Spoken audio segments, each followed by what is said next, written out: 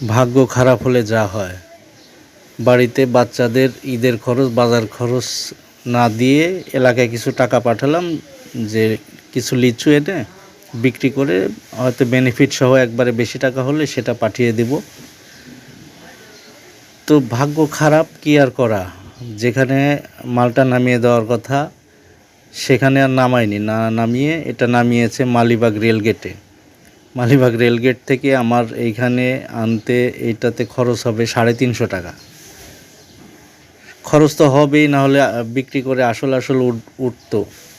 কিন্তু লিচুগুলো যেখানে রেখেছে বৃষ্টিতে ভিজে, আজকের পুরা বৃষ্টিটা লিচুর কার্টুনের উপর দিয়ে চলে গেছে, পুরা লিচু ভিজে নষ্ট হয়ে গেছে।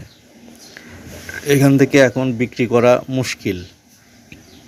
তো কার দোষ দিব বুঝতে পারছি না। ভাগ্যের দোষ দিব, আমার দোষ দিব, না গাড়ির কন্ট্রাক্টরের দোষ দিব? আসলে গাড়ির কন্ট্রাক্টররা মানুষের গালি খায় দিনে রাতে সমানে, এই কারণেই। মানে মিনিমাম একটা দায়িত্ববোধ থাকা উচিত। দায়িত্ববোধ যদি থাকতো তাহলে গরিবের কষ্টটা বুঝতো। যাক, ভাগ্য মেনে নিতে হবে, কি আর করা। আসলে দুর্বলতা মানুষের কাছে বলতে নাই। এই টাকার উপরে আমাদের ঈদের খরচটা নির্ভর করছিল আর কি। তো চিন্তা করলাম বেশি যদি পাঠাতে পারি তাহলে একটু ভালোভাবে স্বাচ্ছন্দ্যে কাটাতে পারবে। তো বেশি লোভ করতে গিয়ে এখন সবটুকুই মাটি, সব কিছুই শেষ। আল্লাহ, তুমি মাফ করে দিও।